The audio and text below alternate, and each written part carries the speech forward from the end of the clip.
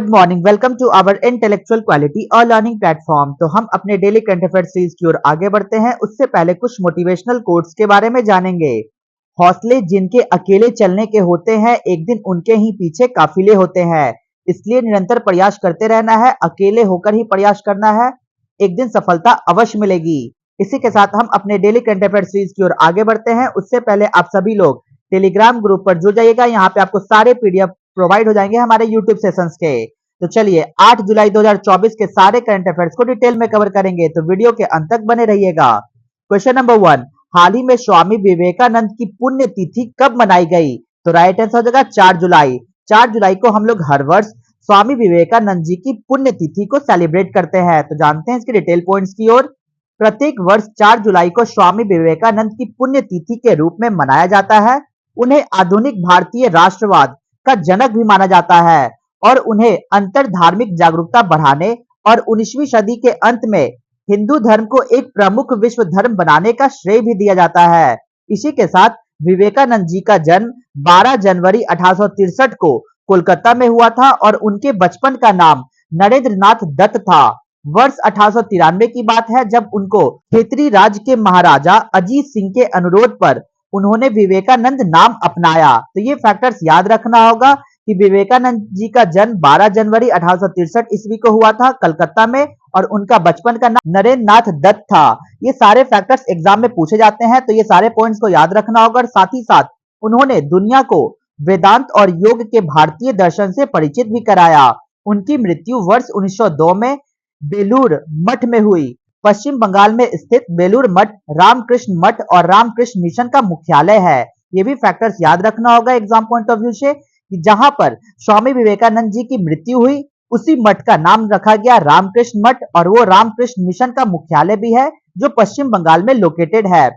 साथ ही साथ हम लोग हर साल स्वामी विवेकानंद की जयंती 12 जनवरी को राष्ट्रीय युवा दिवस के रूप में मनाते हैं। ये भी फैक्टर्स याद रखना होगा कि हम लोग हर वर्ष 12 जनवरी के रूप में नेशनल यूथ डे के रूप में सेलिब्रेट करते हैं। और साथ ही साथ ये भी फैक्टर्स याद रखना होगा कि 4 जुलाई को हम लोग स्वामी विवेकानंद जी की डेथ एनिवर्सरी को सेलिब्रेट किए। तो चलते हैं इसी के साथ नेक्स्ट क्वेश्चन नंबर 2 की ओर। हाल ही में व्यापारियों के लिए किफायती स्वास्थ्य सेवा स्वास्थ्य साथी योजना किसने शुरू की है? तो राइट आंसर होगा पेटीएम। पेटीएम के द्वारा लॉन्च किया गया affordable health care service health साथी योजना। तो जानते हैं इसके डिटेल पॉइंट्स की ओर।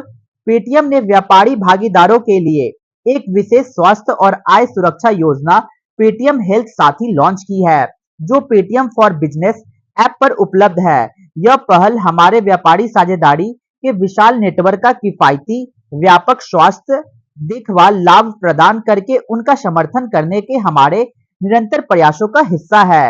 ये फैक्टर्स याद रखना हो कि हाल ही में पेटीएम के द्वारा लॉन्च किया गया पेटीएम हेल्थ साथी तो उन सभी वर्करों के लिए जो Paytm for business app use करते हैं। साथ ही साथ पेटीएम हेल्थ साथी योजना डॉक्टर टेली कंसल्टेशन मेडी बडी द्वारा संचालित किया जाता है जो प्रमुख फार्मेसियों और नैदानिक परीक्षणों पर छूट सहित अतिरिक्त लाभ प्रदान भी करती है। तो ये एग्जाम पॉइंट ऑफ व्यू से याद रखना हो कि हाल ही में पेटीएम के द्वारा लॉन्च किया गया पेटीएम हेल्थ साथी। तो ये फैक्टर्स याद रखना होगा। तो चलते हैं नेक्स्ट क्वेश्चन नंबर 3 की ओर। हाल ही में एमए पाठ्यक्रम में भागवत गीता को शामिल करने की घोषणा किसने की है? तो राइट आंसर होगा इग्नू। इग्नू के द्वारा ये अनाउंसमेंट किया गया है कि वो भागवत गीता को इंक्लूड करेंगे एमए में। तो जानते हैं इसके डिटेल पॉइंट्स की ओर। इंदिरा गांधी राष्ट्रीय मुक्त विश्वविद्यालय जिसको हम लोग इग्नू कहते हैं, इसका इंग्लिश में फुल फॉर्म है Indira Gandhi national open university. इसी के दौरान अनाउंसमेंट ये जारी किया गया कि शैक्षणिक सत्र 2024-25 के लिए भगवत गीता अध्ययन में एक नया एमए पाठ्यक्रम शुरू करने की घोषणा की है। इस पाठ्यक्रम जुलाई 2024 में शुरू होगा और ओपन एंड डिस्टेंस लर्निंग के माध्यम से इसे पेश भी किया जाएगा। साथ ही साथ पाठ्यक्रम की अवधि 2 से 4 वर्ष तक है जिसमें कुल 500 सीटें उपलब्ध है और इसे 80 क्रेडिट के लिए संरचित किया भी जाएगा जिसमें शिक्षा का माध्यम अंग्रेजी होगा। तो ये फैक्टर्स याद रखना होगा एग्जाम पॉइंट ऑफ व्यू से कि हाल ही में इग्नू जिसका फुल फॉर्म होगा Indira Gandhi national open university के द्वारा ये अनाउंस किया गया कि एमए के कोर्स में भागवत गीता को इंक्लूड किया जाएगा। तो चलते हैं नेक्स्ट क्वेश्चन नंबर 4 की ओर। हाल ही में केंद्र सरकार ने स्मार्ट सिटी मिशन को किस वर्ष तक पूरा करने का लक्ष्य रखा है? तो राइट आंसर होगा मार्च 2025।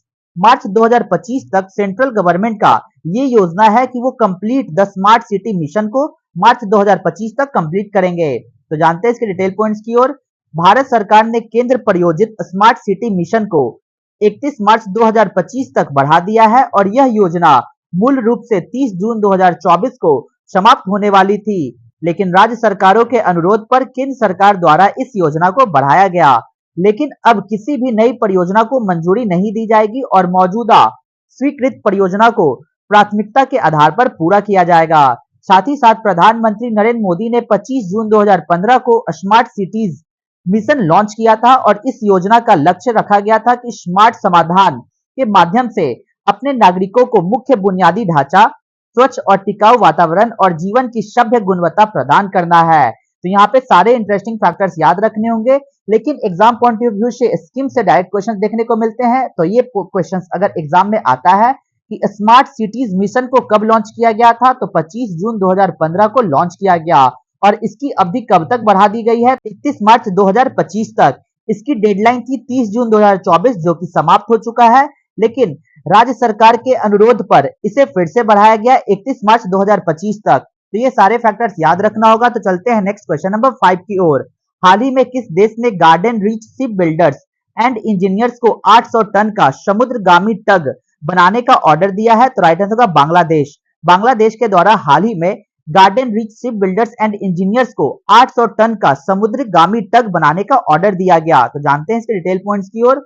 बांग्लादेश नौसेना ने 800 टन वजनी समुद्री टग के लिए भारत के garden reach ship builders and engineers के साथ एक समझौते पर हस्ताक्षर किए और यह सौदा रक्षा उपकरणों के खरीद के लिए भारत द्वारा बांग्लादेश को दी गई $500 मिलियन की क्रेडिट लाइन के तहत हस्ताक्षरित प्रमुख अनुबंधों में से एक है। साथ ही साथ यह भारतीय नौसेना प्रमुख एडमाइरल दिनेश के त्रिपाठी की बांग्लादेश की 4 दिवसीय यात्रा के साथ मेल खाता है, जिसका उद्देश्य भारत और बांग्लादेश के बीच द्विपक्षीय रक्षा संबंधों को मजबूत करना और नौसेना सहयोग के नए रास्ते तलाशना है। तो यहाँ पे सबसे इंटरेस्टिंग फैक्टर्स याद रखना होगा कि इंडियन नेवी चीफ एडमाइरल कौन है, तो दिनेश के त्रिपाठी जी है।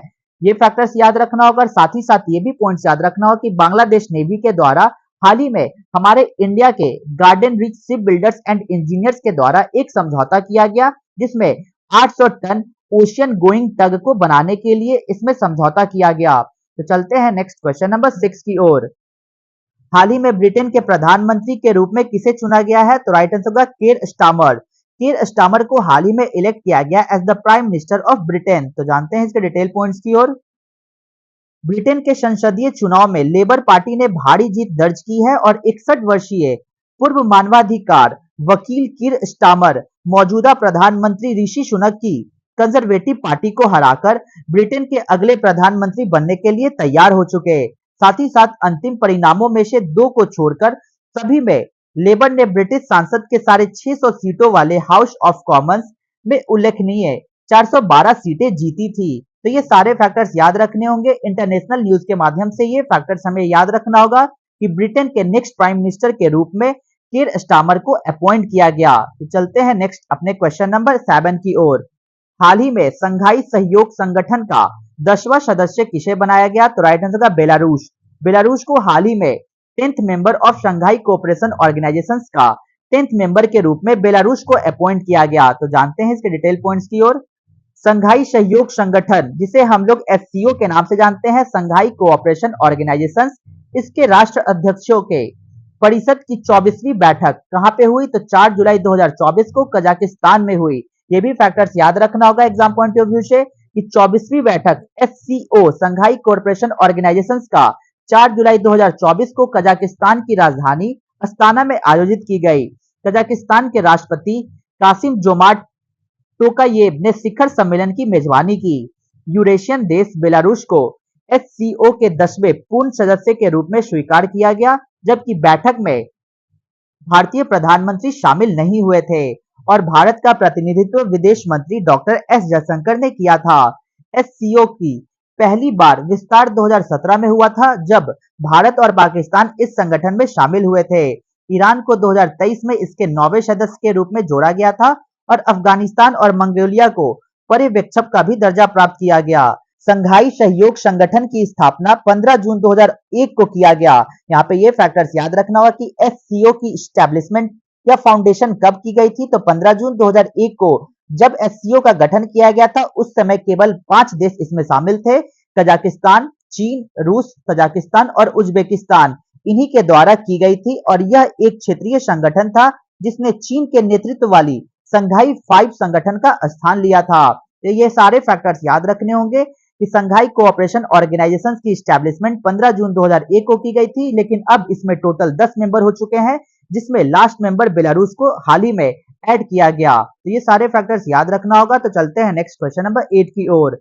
हाल ही में किसने पार्वती काली सिंध चंबल नदी जोड़ो परियोजना के लिए एक समझौता ज्ञापन पर हस्ताक्षर किया है? तो राइट आंसर होगा मध्य प्रदेश और राजस्थान। मध्य प्रदेश और राजस्थान के द्वारा हाल ही में साइन किया गया memorandum of understanding for the Parvati Kali Sindh Chambal नदी योजना को जोड़ने के लिए समझौते पर हस्ताक्षर किए गए। तो जानते हैं इसके डिटेल पॉइंट्स की ओर। मध्य प्रदेश और राजस्थान सरकारों ने 72,000 करोड़ रुपए की पार्वती काली सिंध चंबल नदी जोड़ो परियोजना के कार्यान्वयन के लिए एक समझौते पर हस्ताक्षर किए। राजस्थान के मुख्यमंत्री भजन लाल शर्मा और उनके मध्य प्रदेश समक्ष मोहन यादव की उपस्थिति में भोपाल में एक समझौता ज्ञापन पर हस्ताक्षर किया गया। एग्जाम पॉइंट ऑफ व्यू से ये फैक्टर्स याद रखना होगा कि राजस्थान के मुख्यमंत्री कौन है, तो भजन लाल शर्मा, और मध्य प्रदेश के मुख्यमंत्री मोहन यादव। साथ ही साथ परियोजना का उद्देश्य दक्षिणी राजस्थान में चंबल और कुन्नू पार्वती काली सिंध सहित इसकी सहायक नदियों में बरसात के दौरान उपलब्ध अतिरिक्त पानी का संचयन करना है। तो यहाँ पे सारे फैक्टर्स याद रखना होगा कि हाल ही में मध्य प्रदेश गवर्नमेंट और राजस्थान गवर्नमेंट के द्वारा साइन किया गया Parvati Kali Sindh Chambal river linking project में जिस कुल लागत 72,000 करोड़ रुपए है। तो ये सारे फैक्टर्स याद रखना होगा। तो चलते हैं इसके और भी डिटेल पॉइंट्स की ओर। तो जानते हैं हम लोग चंबल रिवर के बारे में। इसका उद्गम विंध्य पर्वत जो कि मध्य प्रदेश के इंदौर में लोकेटेड है, उसके उत्तरी ढलानों से होता है। वहां से यह मध्य प्रदेश में उत्तर दिशा में लगभग 346 किलोमीटर की लंबाई तक बहती है और फिर राजस्थान से होते हुए 225 किलोमीटर की लंबाई तक उत्तर पूर्व दिशा में बहती है। तो यहाँ पे ये फैक्टर्स याद रखना होगा कि चंबल नदी का उद्गम विंध्य पर्वत जो कि मध्य प्रदेश के इंदौर में है और यहीं से उत्तरी यानी नॉर्थ डायरेक्शन की ओर ढलानों से होते हुए बहती है, जो कि मध्य प्रदेश में उत्तर दिशा में लगभग 346 किलोमीटर की लंबाई तक बहती है और फिर राजस्थान में एंट्री करती है, जिसमें 225 किलोमीटर की लंबाई तक उत्तर पूर्व दिशा में बहती है और यह उत्तर प्रदेश में प्रवेश करते ही और इटावा जिले में यमुना नदी से मिलने से पहले ही लगभग 32 किलोमीटर तक बहती है। तो ये फैक्टर्स याद रखना हो कि अंततः चंबल रिवर यमुना नदी में जाकर मिलती है। कहां पर, तो उत्तर प्रदेश में प्रवेश करते ही इटावा जिले में यमुना नदी में जाकर मिलती है, उससे पहले 32 किलोमीटर तक ये बहती है। तो ये सारे इंटरेस्टिंग फैक्टर्स याद रखना था। तो चंबल नदी के बारे में मैंने सारे कवर्स को पॉइंट आउट किया है। तो चलते हैं अपने next question of the day की ओर। तो आज का हमारा क्वेश्चन क्या है? In which part of the human body pleura is found? मानव शरीर के किस भाग में प्ल्यूरा पाया जाता है? ऑप्शन ए लंग्स में, ऑप्शन बी ब्रेन में, ऑप्शन सी लीवर या ऑप्शन डी हार्ट में। तो आपको आंसर कमेंट बॉक्स में देना होगा। तो यहां तक वीडियो को देखने के लिए thank you so much guys. Video को ज्यादा से ज्यादा हो सके तो लाइक शेयर और सब्सक्राइब करें ताकि और भी कंटेंट आपके पास पहुंच जाए। जय हिंद, जय भारत दोस्तों।